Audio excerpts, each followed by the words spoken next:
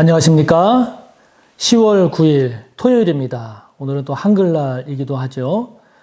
자, 한 주간의 삶을 우리가 또 오늘 잘 정리하면서 한 주간을 하나님 앞에 감사하면서 복되고 거룩한 귀한 주일, 내일 잘 맞이하시기 바랍니다.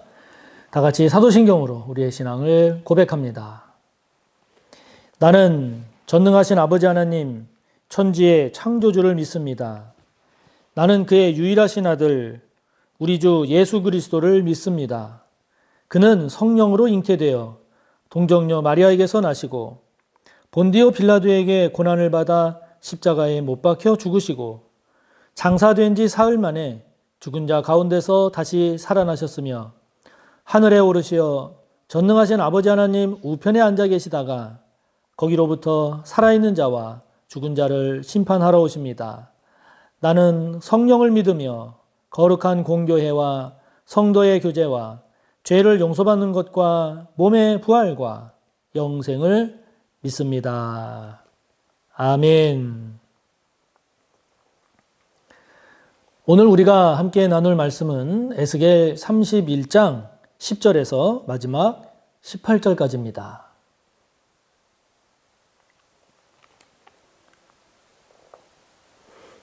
구약성경 1198쪽, 구약 1198쪽, 에스겔 31장 10절에서 마지막 18절까지의 말씀입니다. 함께 봅시다. 그러므로 주 여호와께서 이같이 말씀하셨느니라. 그의 키가 크고 꼭대기가 구름에 닿아서 높이 솟아났으므로 마음이 교만하였은즉 내가 여러 나라의 능한 자의 손에 넘겨줄지라.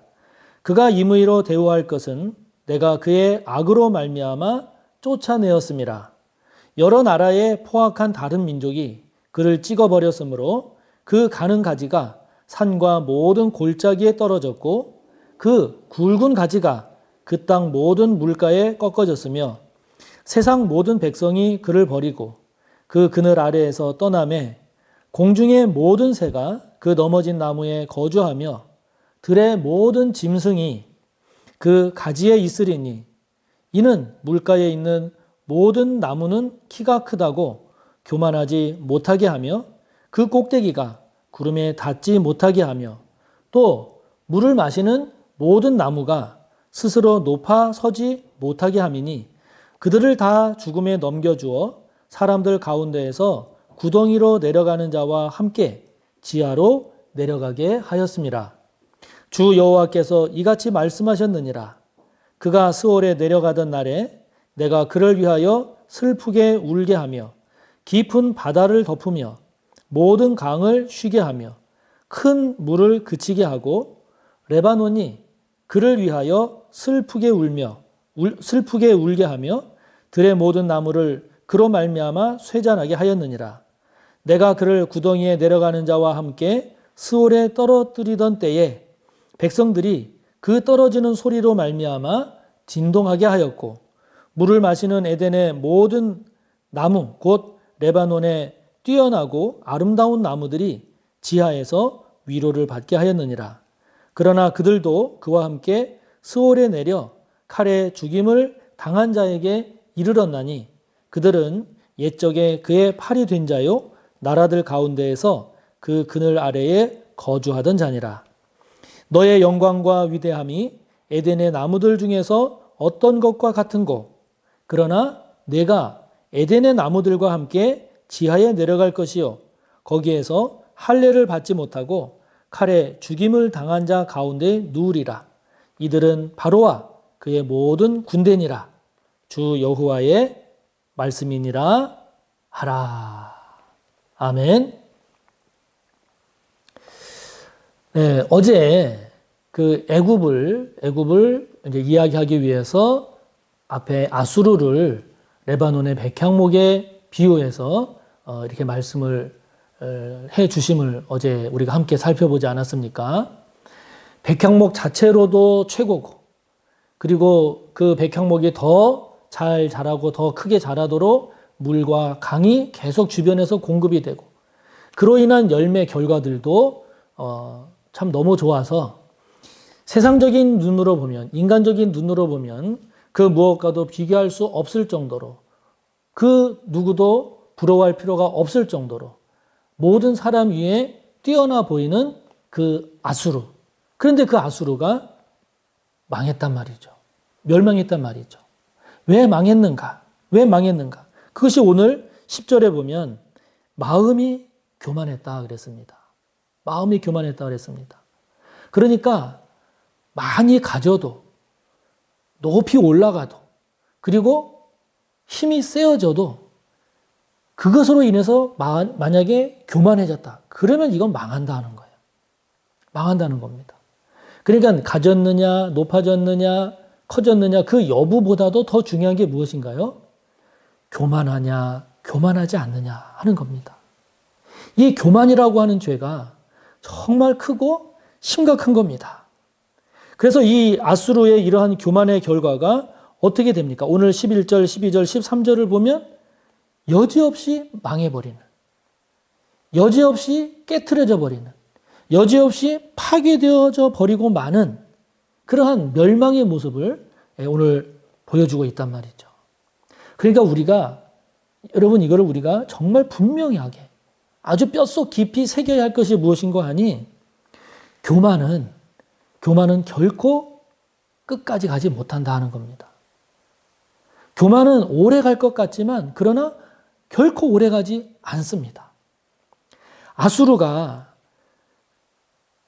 인간적인 눈으로 보면 결코 망할 것 같지 않고 누가 저 아수르를 저렇게 무너뜨릴 수 있을까? 아무도 생각을 할 수 없을 만큼 그렇게 강대국이었던 아수르. 그런데 여러분 그 아수르가 망했단 말이죠. 그 이유가 뭐냐? 교만인 거예요.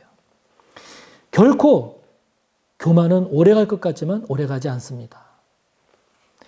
이 아수르가요. 교만했기 때문에 그 교만의 결과로 이 아수르가 얼마나 잔혹한 나라요, 잔혹한 민족이었는지 모릅니다. 자기 힘 믿고 자기의 그 강력함만을 최고로 여기면서 그 주변국을 쳐들어가서 정복할 때 참 잔혹하게 그랬단 말이에요.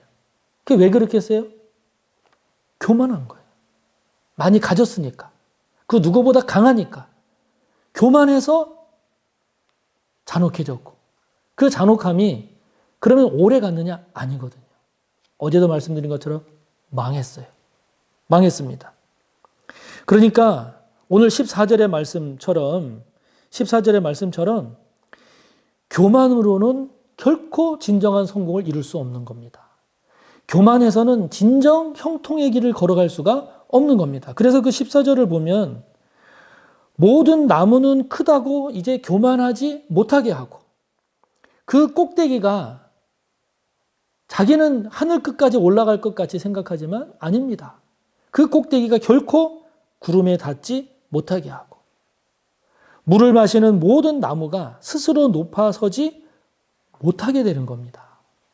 여러분, 교만해서는 그 본인은 그 교만함을 가지고 무엇이든지 할 수 있고 무엇이든지 무섭지도 않고 무엇이든지 다 자기 뜻대로 될 것 같지만 그 교만함이 잠언 말씀 그대로 패망의 선봉이 되는 겁니다. 망하는 지름길이 되는 겁니다. 그래서 이 교만의 결과는 생각보다 심각합니다. 오늘 그것을 15절부터 쭉 이렇게 말씀을 하고 있는데요. 그 교만의 결과가 무엇입니까? 스올로 떨어지는 겁니다. 여기 스올이라고 15절에 나오지 않습니까? 다른 말로 말하면 지하세계입니다. 지옥입니다. 죽음을 말합니다. 멸망을 말하는 것입니다. 교만함의 결과가 뭐냐? 스올로 떨어지는 겁니다. 지하세계로 떨어지는 겁니다. 지옥으로 떨어지는 겁니다. 죽는 겁니다. 멸망하는 겁니다. 이 교만의 결과가 이렇게 지옥으로 스올로 떨어지는 그런 결과가 되다 보니 이 교만한 자의 삶에 뒤따라오는 것, 교만한 자의 그 뒤에 남는 것, 그거는 사람들의 찬양과 박수갈채와 그리고 사랑이 아니라 슬픈 노래입니다. 애가입니다. 15절의 말씀처럼 내가 그를 위하여 슬프게 울며 슬픈 노래가 나올 뿐입니다. 저렇게 많이 가지고 교만하게 살더니 아유 저렇게 망했구나 이런 겁니다. 그렇게 지위가 높아서 떵떵거리고 살더니 교만하게 살더니 저렇게 망했구나. 그렇게 무소불위의 그런 영향력과 힘을 가지고 자기 뜻대로 다 잘 될 것 같이 그렇게 교만하게 살더니 저렇게 비참하게 망하는구나. 이 슬픈 노래만이 남는다 하는 것이죠. 그 교만의 결과가 스올로 떨어지는데 지하 세계로, 죽음의 세계로, 멸망의 세계로 떨어지는데 이 교만한 자의 이러한 모습이 먼저 스올에 떨어져 있는 그 사람들의 위로가 된다 하는 거예요. 스올에 떨어져서 자신의 그 죄 지었던 모습, 잘못 살았던 모습 그것 가지고 한탄하고 있는데 아수르가 그 스올에 떨어져서 오니 먼저 스올에 와 있던 사람들이 위로를 받을 정도로 아수르의 모습이 그렇게 된다. 교만의 결과가 그렇게 된다라고 하는 겁니다. 그래서 이렇게 아수르처럼 교만하면 많이 가졌어도 망하고 지위가 높아도 망하고 권력이 세도 교만하면 망한다라고 하는 것을 말씀하면서 이렇게 아수르처럼 교만해서 망하는 자가 있으니 그가 누구냐? 오늘 18절의 말씀처럼 맨 뒤에 나오는 것처럼 이들은 바로와 그의 모든 군대니라. 애굽이라고 하는 것이죠. 애굽이 이렇게 교만했기에 이렇게 아수르처럼 이렇게 망한다 하는 겁니다. 이것을 지금 애굽을 향하여 하나님이 말씀하시는 것이죠. 그러니까 여러분 오늘 우리가 다시 한번 돌아보고 점검하고 깊이 살펴야 할 것이 무엇인가 하니 내 안에 어떤 교만의 모습이 있는가. 여러분 이거는 우리에게 너무 중요합니다. 왜요? 지금 이 교만으로 인한 결과가 이렇게 멸망이고 패망이고 스올로 떨어지는 것이기 때문에 저와 여러분에게 교만의 모습이 있다라고 하면 이거는 저와 여러분이 결코 허용해서는 안 되는 겁니다. 그 교만이 저와 여러분을 망하게 하니까요. 처음 들어온 죄도 인간에게 처음 들어온 죄도 교만이요. 모든 죄가 다 나간다 할지라도 맨 마지막에 나가는 죄가 교만이라고 할 만큼 이 교만이라고 하는 죄는 우리에게서 쉽게 해결되지 않는, 떨어져 나가지 않는 아주 우리에게 끈질기게 붙어있는 죄가 바로 이 교만인 겁니다. 여러분, 이 교만이라고 하는 것이 생각보다 쉽지 않은 것이요. 우리가 잘 못 느끼는 경우가 많아요. 나에게 어떤 교만이 있는지 우리 스스로가 잘 분별하지 못하는 경우가 많아요. 그래서 쉽게 생각하면 다른 사람보다 조금이라도 더 나은 것이 있으면 그게 교만해질 수 있는 통로입니다. 예를 들어서 누구보다 더 인물이 괜찮다고 여겨지는 소리를 들으십니까? 그 외모가 그 사람을 교만하게 하는 통로가 됩니다. 누구보다 뭘 잘하는 게 있습니까? 학교 다닐 때 공부를 잘했나요? 운동을 잘했나요? 노래를 잘했나요? 그림을 잘 그렸나요? 사람들을 잘 웃겼나요? 다른 사람보다 잘했던 그것이 그 사람을 교만하게 하는 통로가 되는 겁니다. 그 이후에 대학을 졸업하고 학교를 졸업하고 다른 사람보다 더 좋은 직장에 들어갔나요? 더 좋은 사람과 결혼했나요? 그것이 그 사람을 교만하게 하는 통로가 될 가능성이 아주 다분합니다. 자녀가 잘 됐습니까? 여러분의 지위가 높아졌습니까? 여러분이 무슨 일을 할 때마다 사람들로부터 인정을 받습니까? 여러분 스스로 재능이 많다고 생각하십니까? 그것이 여러분을 교만하게 하는 통로가 되기에 충분하다고 하는 것이죠. 그런데 그것이 나에게 그것이 교만이다라고 잘 분별을 못하는 경우가 많기 때문에 이 교만이라고 하는 것이 나에게 어떤 모습으로 나타나고 있는지를 모르는 경우가 참 많은 거죠. 이 교만이라고 하는 히브리어 룸이라고 하는 이 단어는요, 오르다라는 뜻입니다. 높이다라는 뜻입니다. 일어나다라는 뜻입니다. 그러니까 교만은 의미가 뭐예요? 다른 사람보다 더 올라서려고 하는 거예요. 다른 사람보다 더 높아지려고 하는 거예요. 자기 자신을 다른 사람보다 더 높이는 겁니다. 이게 교만입니다. 반대가 뭐겠습니까? 오르는 것이 아니라 섬기는 거죠. 일어나는 것이 아니라 자기 자신을 죽이는 겁니다. 자기 속에 있는 죄된 것을 죽이는 겁니다. 높이는 것이 아니라 낮추어 겸손한 거죠. 자, 여러분, 저와 여러분에게는 어떤 교만이 있는가? 저와 여러분은 무엇 때문에 교만하고 있는가? 저와 여러분의 모습 가운데 교만한 모습으로 나타나고 있는 모습은 무엇인가? 여러분, 이것을 분별하고 이것을 깨닫고 이것을 인정하는 것만큼 복된 것이 없습니다. 왜요? 그 교만이 우리를 망하게 하니까. 아수르처럼, 애굽처럼. 그러므로 저와 여러분이 무엇 때문에 교만해서 망하는 것이 아니라 무엇임에도 불구하고 교만하지 않아서 하나님께 선하게 쓰임받는 저와 여러분이 되기를 축복하는 겁니다. 반드시 그런 저와 여러분이 되기를 축복합니다.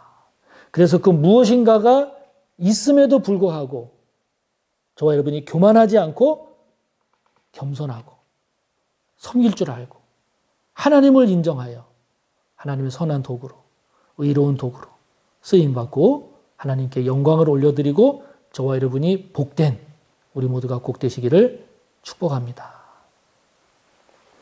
하늘에 계신 우리 아버지, 아버지의 이름을 거룩하게 하시며 아버지의 나라가 오게 하시며 아버지의 뜻이 하늘에서와 같이 땅에서도 이루어지게 하소서. 오늘 우리에게 일용할 양식을 주시고 우리가 우리에게 잘못한 사람을 용서하여 준 것 같이 우리 죄를 용서하여 주시고 우리를 시험에 빠지지 않게 하시고 악에서 구하소서. 나라와 권능과 영광이 영원히 아버지의 것입니다. 아멘.